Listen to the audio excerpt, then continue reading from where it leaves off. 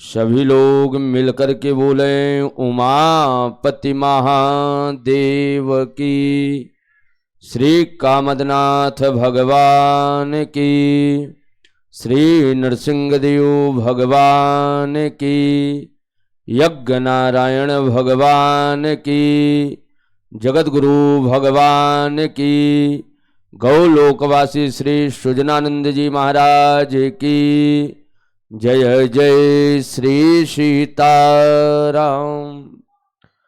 मंगलम कौशलेन्द्राय महनीय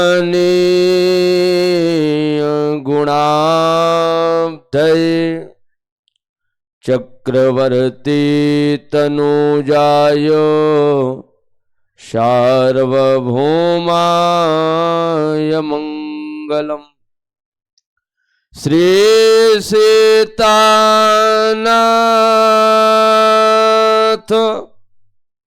समारंभा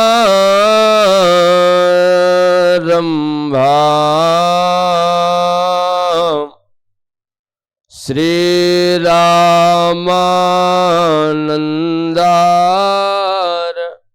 मध्यमा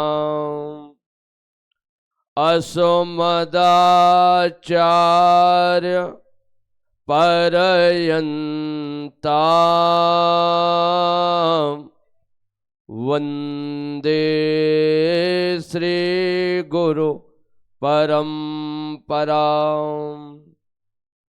नीला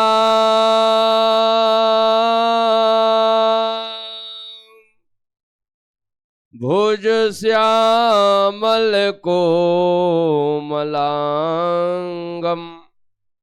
सीता समारो पेतुवाम भागम। पांडव महासा यगचारु चापम नमामि रामं रघुवंशनाथम।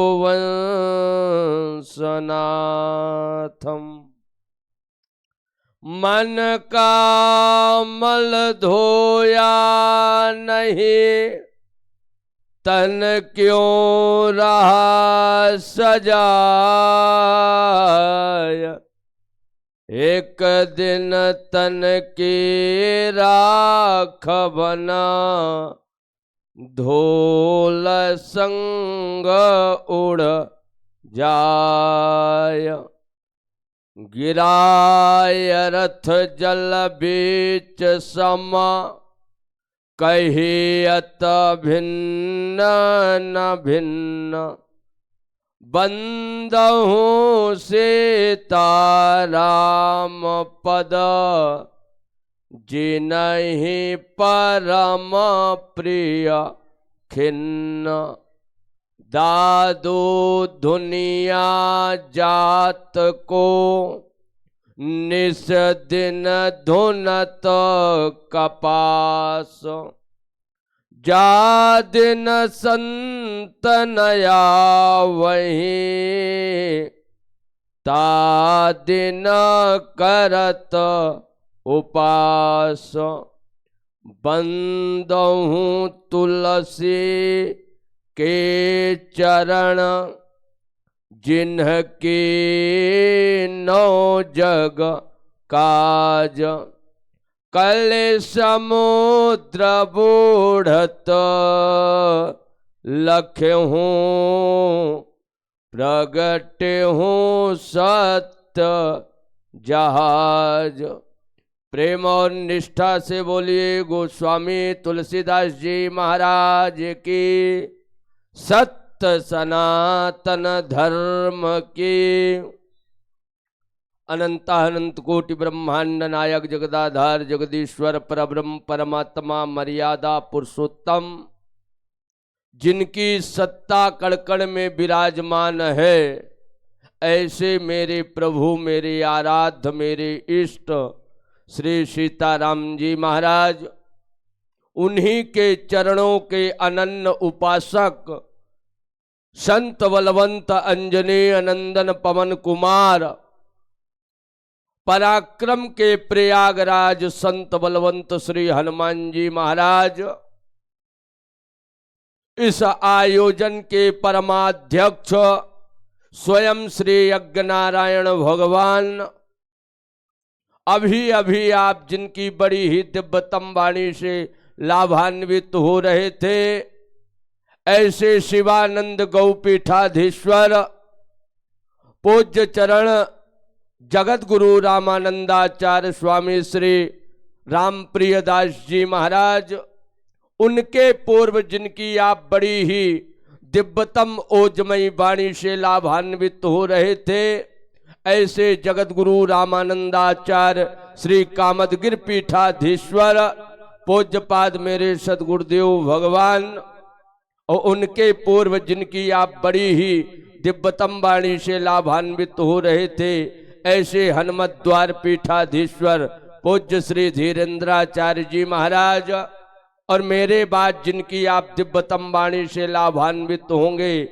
ऐसे जनकपुरी धाम से पधारे हुए तन तुलसी पीठाधीश्वर पूज्य श्री विष्णु देवाचार्य जी महाराज, और इस मंच का विश्राम जिनकी दिव्य वाणी से होगी, ऐसे परम पूज्य जगत गुरु रामानुजाचार्य पूज्य श्री प्रयाग पीठाधीश्वर श्री घनश्यामाचार्य जी महाराज, समिति के सभी पदाधिकारी गण, अध्यक्ष, कोषाध्यक्ष, मंत्री, महामंत्री, सभी को हृदय से साधुवाद धन्यवाद। एवं इस कथा पांडाल में विराजमान सभी कथा प्रेमी श्रद्धालु जन, श्रद्धामय, ममतामय, दयामय, करुणामय, क्षमामय मातृशक्ति, राष्ट्रीय उपवन के फूलते फलते नवनिहाल बालक एवं बालिकाओं, आए हम आप सभी लोग मंच की मर्यादा को ध्यान में रखते हुए 2 बार भगवान नाम संकीर्तन सभी लोग प्रेम से बोलेंगे, और ठाकुर जी जिनको स्वस्थ 2 हाथ दिए हों वो करतल ध्वनि का सहयोग जरूर करेंगे। आप कहोगे नहीं किए तो, नहीं करोगे तो भगवान भी कहेगा इनको 2 हाथ दिया, लेकिन इस 2 हाथ का दुरुपयोग किया, सदुपयोग नहीं किया। एक बार दे दिया, लेकिन पुनः 2 हाथ नहीं दूंगा, सीधे सीधे 4 पैर दूंगा। अब ये आपको निश्चित करना है कि 2 हाथ पुनः लेना है या 4 पैर लेना है। एक चीज मैं आपसे निवेदन करूं, जितनी भी योनि है, समस्त योनियों में केवल भगवान ने दिल दिया है, दिमाग नहीं दिया। लेकिन धन्य है ये मनुष्य योनि, भगवान ने जिनको 2 मशीन दिया, एक दिल का, एक दिमाग का। दिल से भगवान की आराधना करो और दिमाग से सोच के भगवान का नाम लो, जिससे ये मनुष्य योनि सार्थक होगा। तो सभी लोग बोलेंगे श्री राम जय राम, जय जय राम, श्री राम। ऐसे मत बोलो कि अस्पताल से उठ के सीधे यहीं आए हो। इतने उच्च स्वर में बोलो कि नदी के इस तट से आवाज उस तट तक जाए, तो पता चले कि इधर श्रोता ज्यादा है। इसलिए सभी लोग बोलेंगे श्री राम जय राम, जय जय राम, श्री राम। हम जय जय धनुषर धारे राम, जय जय। हम जय जय अवध बिहारी राम, जय जय। हम कौशल्या के प्यारे राम, कौशल्या के हम दशरथ राज दुलारे राम, दशरथ हम श्री राम जय राम, जय जय राम, श्री राम हम श्री राम जय राम, जय जय राम, श्री राम। प्रेम से बोलिए सत्य सनातन धर्म के। आप सभी लोग बड़ी ही सुंदर दिव्यतम चर्चा श्रवण कर रहे थे श्री जटायु जी का, लेकिन मैं उस ओर लेके नहीं जाऊंगा। आपने अनेक मंचों के माध्यम से कथा को सुना होगा। तमाम व्यास इस बात को कहते हैं कि कैकेयी कितनी निठुर थी, जिसने अपने बेटे के लिए राम को 14 वर्ष के लिए वन भेज दी। लेकिन इस बात को मैं स्पष्ट करूंगा कि राम को अपने बेटे के लिए कैकेयी ने नहीं भेजा, फिर राम की इच्छा से कैकेयी ने काम किया है।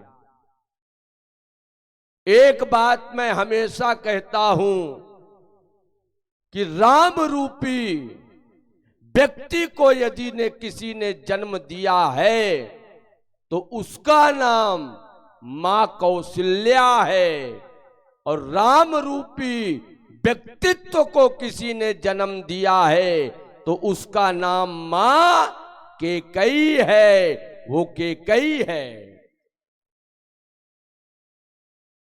वाल्मीकि रामायण के अनुसार जब 14 वर्ष जनकपुर के बाद राम आए अयोध्या, तो आए, पिताजी ने तो जनकपुर में ही विचार बना लिया था क्या, राम को बरासन से उठा के राम को सिंहासन में लेके बिठा लूंगा। लेकिन राम जी ने कहा ऐसा नहीं होगा। फिर बोले कि राम बरासन से उठ के सिंहासन में नहीं बैठेगा। हर जीवात्मा के जीवन में 4 आसने हैं। पहला आसन बोले बरासन, जो ससुराल में मंडप के नीचे पहली बार लगता है, उसमें सब बैठते हैं।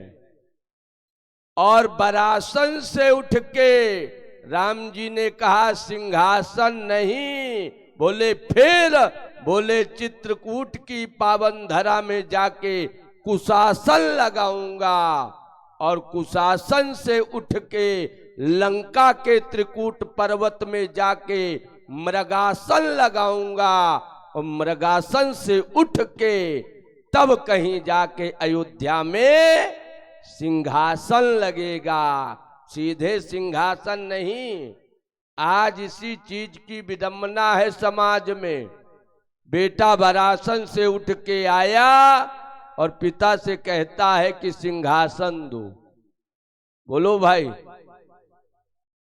आया नहीं, विवाह होके आया नहीं, वर्ष भर नहीं बीतता है और कहता है हमारा जमीन कहां कहां तक है, मकान कितने हैं, पैसा रुपया कितना जमा किया है। मैं एक चीज कहता हूं कि आप अपने पिता से संपत्ति मांगने के अधिकारी नहीं हैं। अगर मांगना है तो अपने पिता की विपत्ति को मांगो और कहो कि पिताजी जो विपत्ति हो बताइए, उसको मैं स्वीकार करूंगा। अगर विपत्ति स्वीकार कर लिया तो संपत्ति अपने आप मिल जाएगा। आज राम कथा रामचरितमानस से शिक्षा लो। क्या राम जी अयोध्या में आए तो राम जी ने कहा क्या, मां कैकेयी के भवन में जाकर के भगवान राम बैठ के जब रोने लग गए तो मां कैकेयी ने कहा, बेटा राम क्या बात है, क्यों रो रहा है? भगवान श्री राम ने कहा, मां आप इस राम से बहुत प्रेम करती हो, आप इस राम से बहुत दुलार करती हो, आपने कभी विचार नहीं किया कि राम की खुशी के लिए राम को भी कुछ चाहिए। मां कैकेयी ने कहा, बेटा राम क्या चाहिए? जो मांगेगा वो कैकेयी देगी। राम तुझे मांगने में देरी लगेगी लेकिन इस कैकेयी को देने में देरी नहीं लगेगी। राम जी ने कहा, दोगी? कैकेयी ने कहा, दूंगी। बोले ऐसे नहीं। बोले फिर? बोले राम के सर में हाथ रख करके सौगंध खाइए कि राम तेरी सौगंध, जो कुछ भी मांगेगा वो मिलेगा।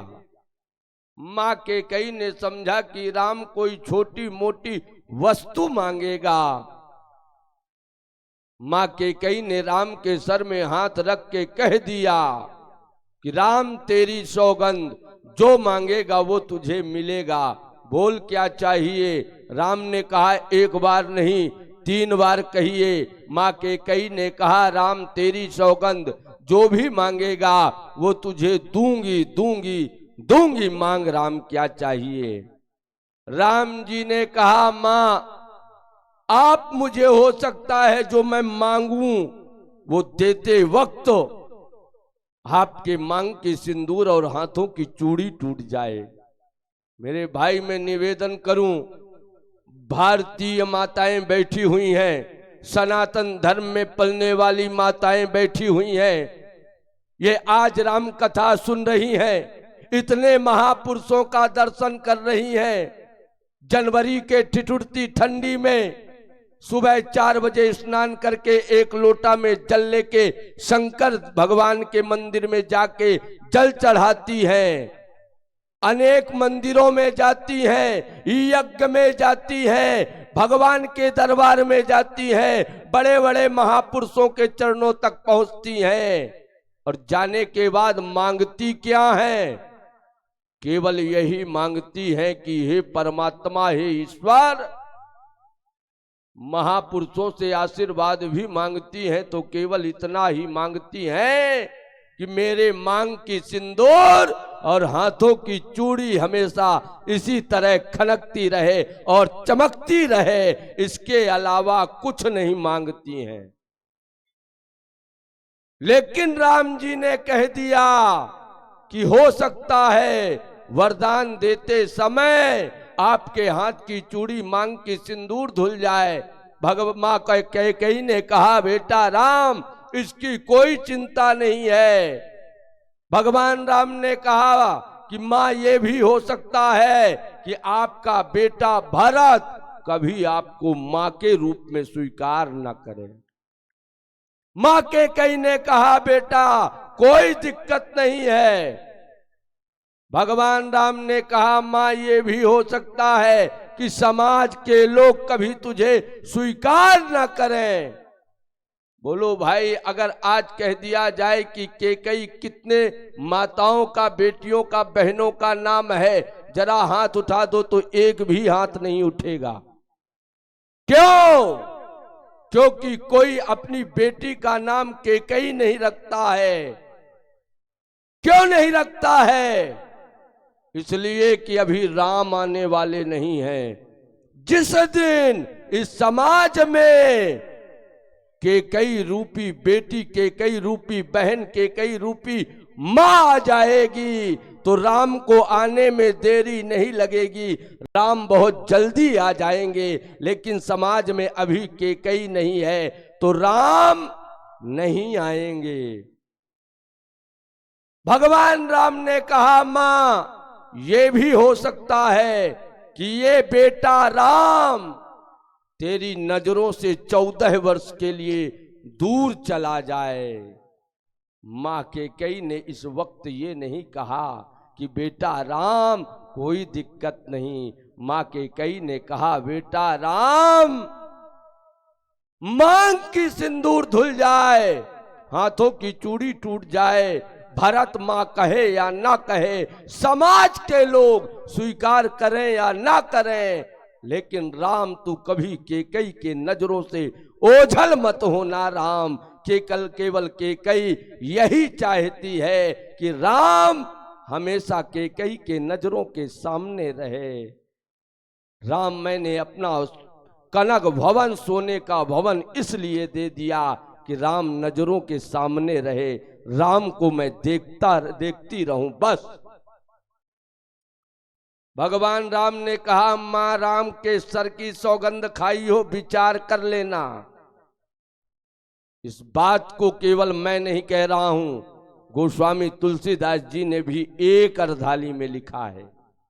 क्या? जब कोप भवन में मां कैकेयी के सामने चक्रवर्ती महाराज दशरथ हैं, महाराज दशरथ के सामने मां कैकेयी ने कहा कि मेरा 2 वरदान बाकी है देवासुर संग्राम का, वो 2 वरदान चाहिए। दशरथ जी ने कहा, 2 की बात मत करो महारानी। फिर बोले, 2 के 4 मांग बर दे हो। 2 की बात करती हो, 4 वरदान मांग लो, 4 वरदान दूंगा। बोलो भाई, ये ओवल लैंग्वेज है कि नहीं? क्या कहोगे इसको? कैकेयी 2 कह रही है, दशरथ जी 4 कह रहे हैं, इसको क्या कहोगे? Oval language. ज्यादा बोलना, पत्नी के सामने कभी ज्यादा नहीं बोलना, जितनी जरूरत उतनी बात करो, जितने सामान की आवश्यकता है उतने सामान की बात करो। ये नहीं कि पत्नी कहे कि हमको 2 बनारसी साड़ी चाहिए, आप कहो 2 नहीं 4 ला के दूंगा, भीख मांगोगे रोड में जाके। इसलिए मेरी बात को ध्यान से सुनना। भले ही आपको बुरा लग जाए, भले बुरा लग जाए, लेकिन बात सत्य है, इसको स्वीकार करना पड़ेगा। जैसे दशरथ जी ने कहा, 2 के 4 मांग बर दे हूं, कैकेयी ने कहा 2 के 4 नहीं, केवल 2। पहले आप 2 दे दो, इसके बाद 4 की बात करना। दशरथ जी ने कहा, कैकेयी तेरी खुशी के लिए मैं राजा को भिखारी बना सकता हूं और भिखारी को राजा बना सकता हूं। कैकेयी ने कहा, यही करना है। क्या? जिसको राजा माने हो उसको भिखारी बना दो, और जिसको भिखारी माने हो उसको राजा बना दो। दशरथ जी ने कहा, समझा नहीं। बोले, राम को राजा मान बैठे हो, राम को भिखारी बना दो। ये कैकेयी अपने लिए नहीं, अपने बेटे भरत के लिए नहीं, राम के लिए कह रही है। क्यों? क्योंकि राम के सर की सौगंध खा के बैठी है। जिसको राजा माने हो उसको भिखारी बना दो। भरत को आपने भिखारी माना है। बोले, मैंने कभी नहीं माना। दशरथ जी ने कहा, मैंने आज तक भरत को भिखारी नहीं माना, मैं राम और भरत में कभी अंतर नहीं समझा। इसलिए कैकेयी जी ने कहा, अगर भिखारी नहीं मानते तो भरत को बुलाते, राज्य सिंहासन दे रहे हो। हम आप सभी के मध्य श्री प्रयाग पीठाधीश्वर पूज्यपाद श्री रामानुजाचार्य श्री घनश्यामाचार्य जी महाराज सिंहासनासीन हो चुके हैं, जिनका हम आप सभी लोग दिव्य दर्शन कर रहे हैं। मैं अपनी वाणी 15 मिनट के अंदर विश्राम की ओर लेके चलूंगा, लेकिन आप लोग ध्यान पूर्वक सुने। कैकेयी जी ने कहा अगर भिखारी नहीं मानते तो आप बुलाते भरत को। दशरथ जी ने बहुत कहा, लेकिन कैकेयी ने कहा मैं जो मेरे 2 वरदान हैं वो 2 वरदान दे दो पहले। कौन 2 वरदान मांगना चाहती हो मांगो। जरा इस अर्धाली को सुनना, जो कैकेयी ने कसम खा के रखी है राम का, वो मांग रही है क्या। पहली अर्धाली में जब भरत के लिए मांगी है तो कोई भी खड़े होकर के बता दे, किसी भी पुराण, किसी भी वेद, किसी भी शास्त्र, किसी भी उपनिषद में यदि लिखा हो तो बता देना कि भरत के लिए जब मांगी है कैकेयी तो दशरथ जी के सामने ना तो हाथ जोड़ी है ना गिड़गिड़ाई है, सीधे सीधे मांगी है। सुनहु प्राण प्रिया भावत जी का और देहू एक बारा भरत ही टेका। देना हो तो दे देना, ना देना हो तो मत देना। लेकिन जो दूसरा वरदान मांगने जा रही हूं उसके लिए मैं हाथ जोड़ रही हूं आपके सामने। मैं आपके सामने हाथ जोड़ के मांग रही हूं। क्या दूसर बरमा गहूं कर जोरी। दूसरा वरदान मैं हाथ जोड़ के मांग रही हूं।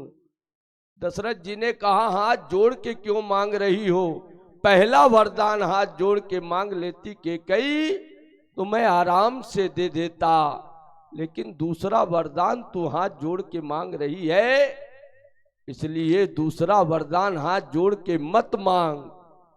कैकेयी ने कहा दूसरा वरदान मैं हाथ जोड़ के मांग रही हूं, भरत को राजा बनाना या मत बनाना, लेकिन राम को 14 वर्ष बन जाने से रोकना मत।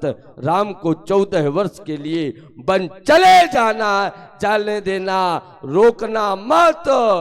दूसरा बरमा गहूं कर जोरी अपुरबाहु नाथ मनोरथ मोरे। राम को 14 वर्ष के लिए वन भेज दो। महाराज दशरथ ने कहा कैकेयी है, कैकेयी समझेगी नहीं, लेकिन अच्छे अच्छों का, दुष्ट को, अच्छे अच्छे लोगों के दुख का हरण करने वाला कोई है तो वो देवाधिदेव महादेव है।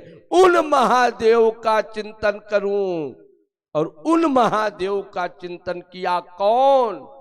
राम के पिता महाराज दशरथ ने। क्या बोले? आसो तो तुम अवधर दाने। बोलो भाई, किसका चिंतन कर रहे हैं? भगवान शंकर का। आपके जीवन में कोई कष्ट आने के लिए तैयार है, किसी पंडित ने बताया कि फलाना कष्ट आने वाला है, आप कहते हो करना क्या होगा? तो ब्राह्मण कहता है कि शिव अभिषेक कर लो तो कष्ट दूर हो जाएगा। आप करते हो, कष्ट दूर होता है। जैसे चिंतन भगवान शंकर का किया, भगवान शंकर को भवन में आ गए। क्या प्रमाण है को भवन में आए? महाराज दशरथ ने बता दिया कि भगवान शंकर आ गए। कैसे? बोले तुम प्रेरक सबके हृदय। बोलो भैया, इस अर्धाली से स्पष्टीकरण हो रहा है जैसे कि महाराज दशरथ और भगवान शंकर आमने सामने बात कर रहे हों। बोलो भाई, कोई सामने खड़ा रहता है तो इसी तरह बात किया जाता है कि नहीं? तुम प्रेरक सबके हृदय सोमति राम नरेश। मेरी बात को सुनो। भगवान शंकर ने कहा क्या? बोले कि राम को 14 वर्ष के लिए कैकेयी वन भेजना चाहती है, लेकिन राम को 14 वर्ष के लिए वन मत जाने दो, राम को रोको। और महाराज दशरथ ने कहा यही चाहता हूं। तब तक अंदर से भगवान राम ने स्वयं धक्का दिया भगवान शंकर के। बाबा सावधान, वरदान देना, सोच समझ के वरदान देना। क्या वरदान? भगवान राम ने कहा मैं अयोध्या की 4 दीवाली के अंदर रहने के लिए नहीं आया हूं। मैं महाराज दशरथ के अयोध्या में जो सोने का पालना डला है उसमें झूलने के लिए नहीं आया हूं। मैं महाराज दशरथ के सिंहासन में बैठने के लिए नहीं आया हूं। फिर मुझे 14 वर्ष के लिए बन जाने से रोकना मत। भगवान शंकर ने कहा ये तो बहुत बड़ी विडंबना सामने स्वयं आ गई। मैं दूसरे के दुख को दूर करने के लिए आया था, यहां स्वयं ले बैठा। इधर राम जी के पिता कह रहे राम अयोध्या में रहे, और यदि यहाँ पे हमारे बाप खुद ही राम कह रहे हैं कि मैं अयोध्या में नहीं। अब मैं बात मानूं किसकी? अपने बाप की या अपने बाप के बाप की बात मानूं? भगवान शंकर ने कहा यदि अयोध्या में रहना चाहते हो तो एक काम करो। क्या? बोले यदि काम करना है तो आप सबके हृदय में विराजते हो, तो क्या अपने बाप के हृदय में नहीं विराजते हो? विराजते हो। तो एक काम करो।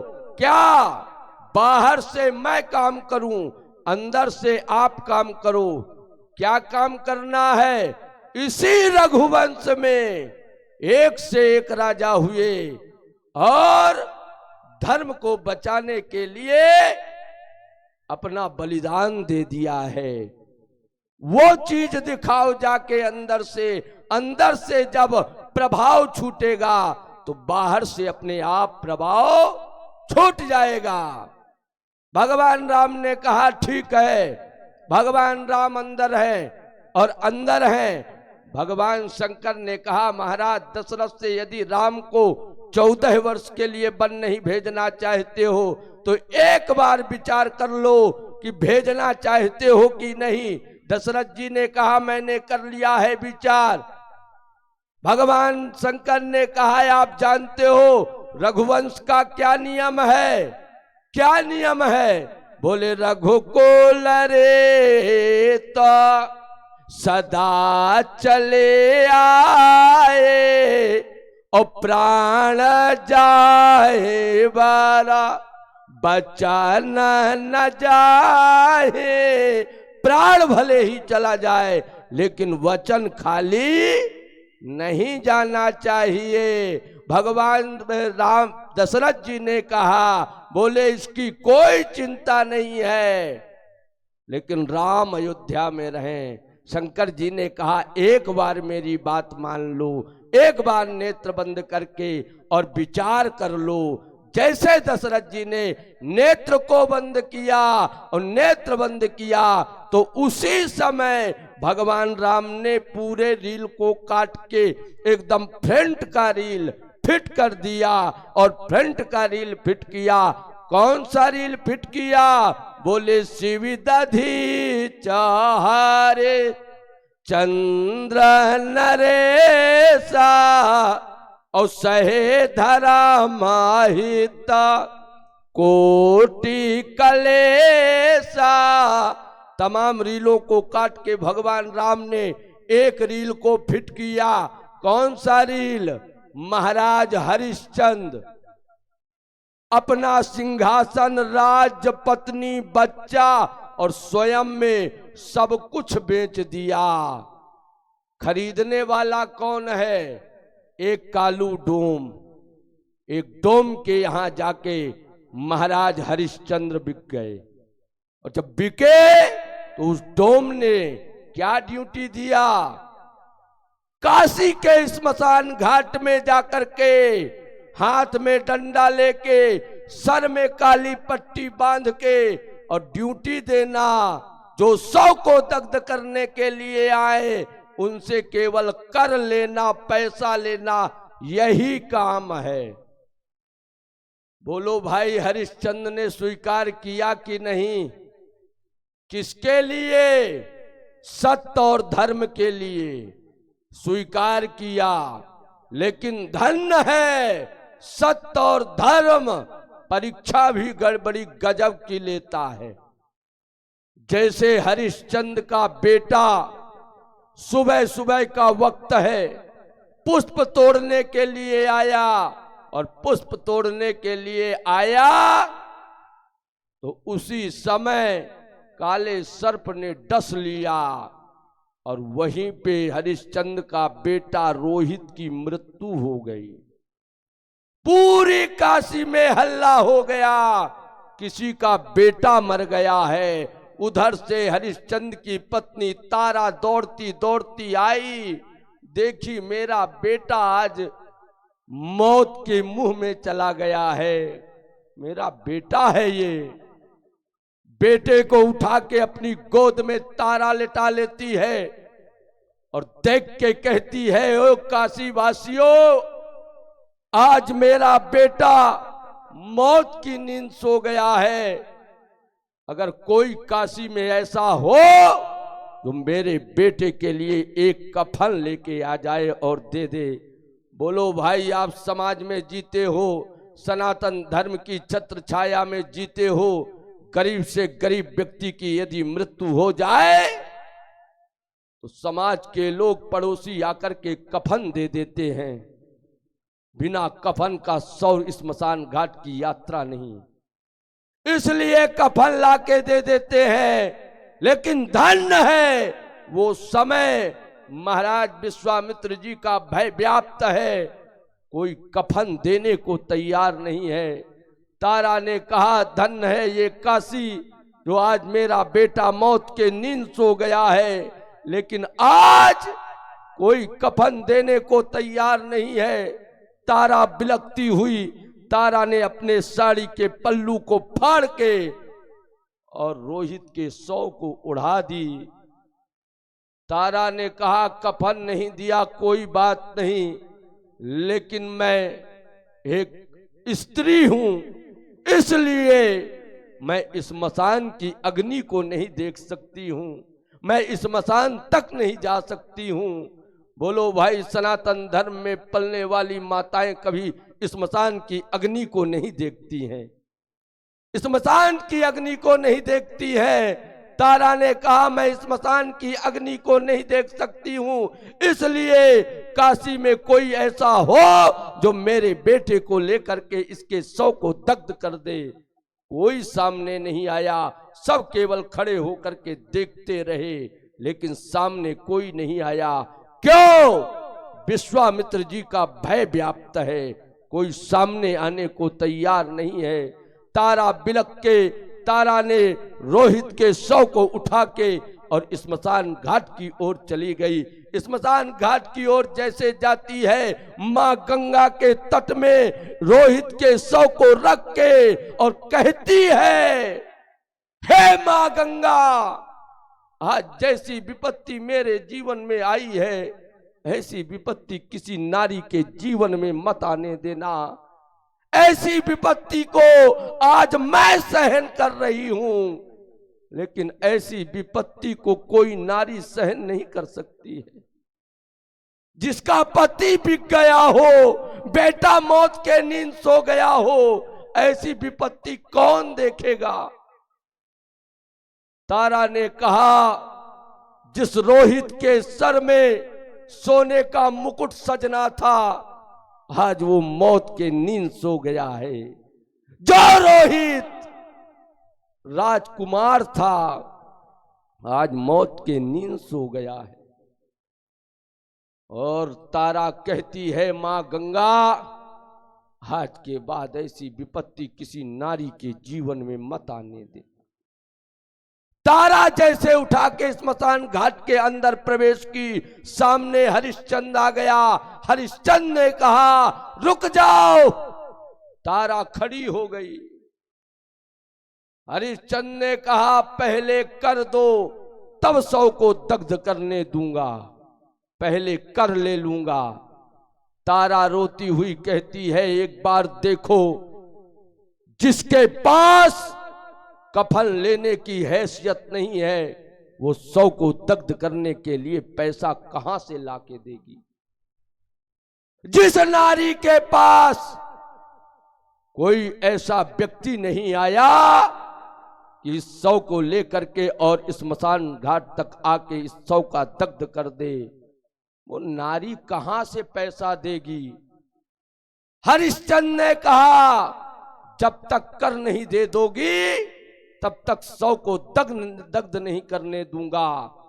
तारा ने कहा एक बार आंख खोल के देखो, मैं आपकी पत्नी तारा हूं, ये आपका बेटा रोहित है। हरिश्चंद्र ने कहा मैं जानता हूं कि तू मेरी पत्नी है, ये मेरा बेटा है। तारा ने कहा इसके बाद भी कर मांग रहे हो, अरे कम से कम पत्नी और बेटे पे तो रहम खा जाओ। हरिश्चंद्र ने कहा सुन, मैं हरिश्चंद्र हूं, मैं अपनी पत्नी को भूल सकता हूं, मैं अपने बेटे को भूल सकता हूं, लेकिन मैं कभी सत्य और धर्म को नहीं भूल सकता हूं। सत्य और धर्म के लिए मैं कुछ भी कर सकता हूं। तारा नहीं मानी। तारा जाके जैसे ही 100 को दग्ध करने लग गई, उसी समय हरिश्चंद्र के हाथ में डंडा है। हरिश्चंद्र ने जैसे ही तारा के सर में डंडा मारने का प्रयास किया, उसी समय भगवान सत्यनारायण प्रकट हो गए और पकड़ लिया डंडा को। बस कर हरिश्चंद्र, तेरे सत्य और धर्म की परीक्षा हो चुकी है, तुझसे बड़ा कोई सत्यवादी और धर्मवादी नहीं होगा, तेरा नाम स्वर्ण अक्षरों में लिखा जाएगा। जैसे ही चक्रवर्ती महाराज दशरथ ने उस दृश्य को देखा, महाराज दशरथ के नेत्रों से झरझर झरझर अश्रुधारा और महाराज दशरथ बिलखने लग गए। भगवान शंकर ने कहा अपना काम हो गया। क्या आंसू निकलने का मतलब है कि परिवर्तन। भगवान शंकर ने कहा बोलो क्या चाहते हो, राम को अयोध्या में रखना चाहते हो या राम को वन भेजना चाहते हो, क्या चाहते हो। महाराज दशरथ ने कुछ भी नहीं बोले, शांत हैं। भगवान राम ने शंकर जी से कहा क्या है, रिजल्ट कुछ सामने आया। बोले आ गया। क्या रिजल्ट आया। बोले अब महाराज दशरथ भी कह रहे हैं कि अब अयोध्या में मत रहे राम, राम 14 वर्ष के लिए बन जाए। भगवान राम ने कहा ये पुष्टि कैसे होगी। बोले शास्त्र कहता है मौनम स्वीकृति लक्षणम, मौन स्वीकार का लक्षण माना गया है। और यहां गोस्वामी जी ने भी लिख दिया क्या। बोले असमान गुनाया राव नहीं बोला, और पीपर पाता सरिस मन डोला। यहां पे स्वयं महाराज दशरथ ने कहा राम अब 14 वर्ष के लिए बन जाएं। इस बात का कोई प्रमाण स्वयं भगवान कह रहा हो कि यहाँ पिताजी ने कहा है। बोलो कौशल्या जी के सामने राम जी ने क्या कहा। ये कहा कि मुझे कैकेयी भेज रही है ना, क्या कहा। बोले पिता देन मोहि कानन राजो। बोलो यही कहा कि नहीं। पिता दीन मोहि कानन राजू। जब कौशल्या अम्बा ने कहा बेटा राम, केवल 5 मिनट की बात, इसके बाद वाणी विश्राम। जैसे मां कौशल्या ने कहा, बेटा राम, केवल पिता के कहने से बन नहीं जाओगे, बेटे के लिए पिता से ज्यादा मां का प्रेम है।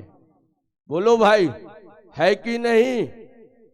आप अंदाज कर लेना घर में जाके, बेटा छोटा हो, बेटा रो रहा हो, मां किसी काम में व्यस्त हो और मां कह दे थोड़ी बेटा को शांत करा दो, बेटे को पिता गोद में लेता है, सब छुपाने का प्रयास करता है, कहता है बेटा चुप जाए, लेकिन बेटा चुपता नहीं है, बेटा और रोता है। लेकिन माँ की गोद में जैसे बेटा आता है तो बेटा रोता नहीं है, फिर बेटा सोता है। ये माँ की प्रेम है, ये माँ की करुणा है, जो बेटा हाथ में आते ही रोना बंद कर देता है, सोना चालू कर देता है। ये माँ है। इसलिए माँ कौशल्या ने कहा, बेटा राम, जब तक माँ नहीं कहेगी तब तक बन नहीं जाओगे, यहीं खड़े रहो। तब राम जी ने कहा, माँ यदि माँ भी कही हो तो। उस समय माँ कौशल्या ने प्रश्न उत्तर नहीं किया। उस समय माँ कौशल्या ने ये नहीं कहा कि माँ तो मैं हूं बेटा, अभी तक मैंने नहीं कहा ना। कभी माँ कौशल्या ने भेदभाव नहीं समझा। माँ कौशल्या ने कहा, जितना प्रेम तुझ पे मेरा है उतने ही प्रेम के कई और सुमित्रा अम्बा का भी है। इसलिए बेटा राम, यदि माँ कही है तो जो पितु माँ तो कहूं बन जाना, तो कानन सत अबध समाना। बेटा राम, यदि माता और पिता ने कहा है तो बन, वो बन 100 अयोध्या के समान हो। इसलिए माँ कैकेयी का कोई दोष नहीं है राम वन में। माँ कैकेयी राम के लिए की है जो की है। शेष चर्चा जब कभी समय मिलेगा तब करेंगे। ये बड़ा ही अच्छा क्षण रहा जो 5 दिनों तक ऐसे महापुरुषों के मध्य में बैठ के बोलने के लिए सुंदर अवसर मिला। ये बोलने के लायक नहीं, लेकिन ये भगवान की कृपा, ऐसे महापुरुषों की कृपा है जो कि ये सुंदर क्षण मिला। और समिति के लिए मैं पुनः बार बार हृदय से साधुवाद धन्यवाद देता हूं, जिन्होंने तन मन धन से दिन रात ना देखा हो और इस आयोजन को सफल कराने में दिन रात एक कर दिया हो। ऐसे समिति के लिए हृदय से साधुवाद धन्यवाद। और मंच के कुशल भार संचालक महोदय भैया श्री गणेश जी, जिनका एकदम अथाह प्रेम रहता है इस शरीर पे। ये केवल मुंह देखी बात नहीं, ये बात मैं हृदय से कहता हूँ कि हमेशा केवल कार्यक्रम के लिए ही नहीं, हमेशा फोन से चर्चा करना, महीने में 2-3 बार तो करना ही करना है। और पूछते रहते हैं कहाँ हैं, कैसे हैं, स्वस्थ हैं, तो ये कोई अपना ही व्यक्ति होगा तभी पूछता है, हर व्यक्ति नहीं पूछता है। तो ऐसे भैया श्री गणेश जी और दिलेश्वर जी भी हमेशा पूछते रहते हैं। और एक विशेष बात आपको बता दूं, जो अभी पूज्य महाराज श्री ने बताया था कि एक बगल में पैरी आश्रम है। ये आश्रम और उस आश्रम में कोई अलगाव नहीं, दोनों आश्रम एक हैं। तो उस आश्रम में भी 2025 में त्रिदिवसीय राम कथा मेरे द्वारा है। वहाँ के श्री अध्यक्ष जी ने इस बात को कहा है कि आप भैया श्री शालिग्राम जी बैठे हुए हैं, आप वहाँ के अध्यक्ष हैं, उन्होंने कहा है कि 2025 में माघी पूर्णमासी में आपका त्रिदिवसीय राम कथा जो कई वर्षों से निरंतर चल रही है, वही कार्यक्रम में त्रिदिवसीय राम कथा वहां भी 2025 में आपको श्रवण करने को मिलेगा। और क्षेत्र में जहां जहां आने का संयोग बनेगा आप सभी को पता चल जाएगा, प्रचार पत्रों के माध्यम से, फोन के माध्यम से, फेसबुक, यूट्यूब और आदि आदि प्रचार प्रसार के द्वारा आपको सूचित मिल जाएगा। तो आप सभी हर एक जगह राम कथा, मैं आऊं ना आऊं, कोई भी महापुरुष आए, विद्वान आए, लेकिन कथा श्रवण करने के लिए हमेशा जाना चाहिए और कथा श्रवण करना चाहिए। तो आप सभी वहां पे पहुंच के कथा श्रवण करेंगे। आए 2 बार भगवान नाम संकीर्तन, इसके बाद वाणी विश्राम। श्री राम जय राम, जय जय राम। श्री राम हम श्री राम जय राम, जय जय राम। श्री राम श्री राम जय राम, जय जय राम। श्री राम। प्रेम से बोलिए अयोध्यानाथ भगवान की। हमको ऐसे लगता है कि आप वो कसम खा के बैठे हो जो एक बहुत पहले गाना चला था कि धीरे धीरे बोल कोई सुन ना ले। वो किसी और के लिए कहा गया होगा, लेकिन उसको अपने जीवन में ना अपनाओ। ये भगवान के नाम की जय घोष है, इसको उच्च स्वर में बोलो। कल जो है, कल या परसों गणेश भैया बता रहे थे, राम रक्षा स्तोत्र का एक श्लोक आपको बताया था। भरजनम भवभीजानाम तरजनम सुख संप्रदाम तरजनम यमदूता नाम श्री राम रामेति गर्जनम। भगवान के नाम की जय घोष जितने उच्च स्वर में करोगे उतनी जल्दी ही आपके घर में सुख, शांति और लक्ष्मी का प्रवेश होगा। इसलिए सभी लोग उच्च स्वर में बोलेंगे, बोल अयोध्यानाथ भगवान की जय हो। श्री हनुमान जी महाराज की जय हो। सतगुरुदेव भगवान की जय हो। श्री सुजनानंद जी महाराज की जय हो। जगत गुरु रामानंदाचार्य भगवान की जय हो। जगत गुरु रामानुजाचार्य भगवान की जय हो। यज्ञ नारायण भगवान की जय हो। सत्य सनातन धर्म की जय हो। शगनी धाम की जय हो। दान दाताओं की जय हो। कंजूस महान भावों की जय। जय जय श्री सीताराम। बोले सियावर रामचंद्र।